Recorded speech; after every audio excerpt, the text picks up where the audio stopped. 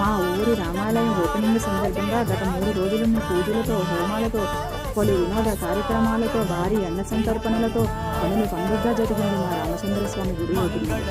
ఇంకా సీతారాముల కళ్యాణాన్ని చూడడానికి మా గ్రామ ప్రజలతో పాటు చుట్టుపక్కల ఉన్న గ్రామ ప్రజలు కూడా భారీగా తరలి వచ్చారు. జై శ్రీరామచంద్రమూర్తి, జై